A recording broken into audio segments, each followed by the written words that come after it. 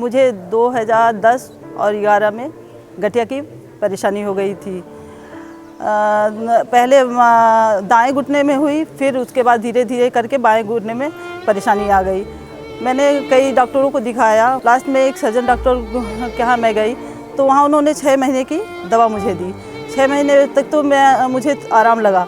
फिर 6 महीने बाद मुझे फिर दिक्कत हो गई। मैं जब उनके पास गई तो उन्होंने एक इंजेक्शन घुटने में लगाया और बोला कि अब इसके बाद अगर प्रॉब्लम होती है तो घुटना चेंज कराना पड़ेगा।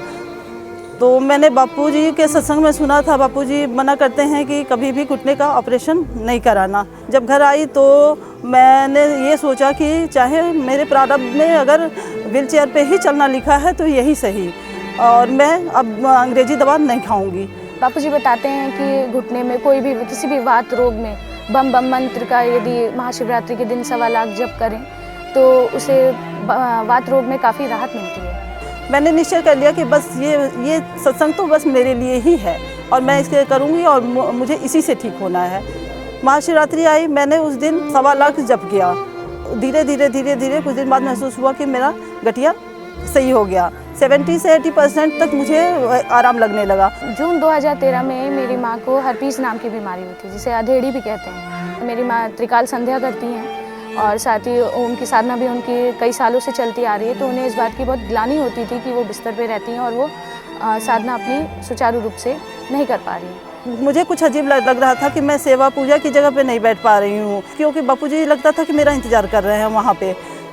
तो एक दिन मैं दोपहर में आराम कर रही थी और कृपा की एक नज़र गुरुवर हमारी ओर कर देना करके ये भजन सुन रही थी।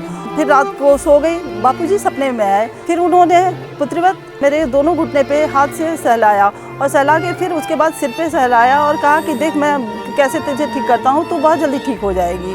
जब सुबह सो के उठी तो बेटी आई नाश्ता लेके। मैं उन्हें नाश्ता देने के लिए बिस्तर के पास आई और उनके पैर की मालिश भी करनी थी, तो अपने साथ जो कुछ भी था मसाज करने के लिए सामान वो लेकर आई।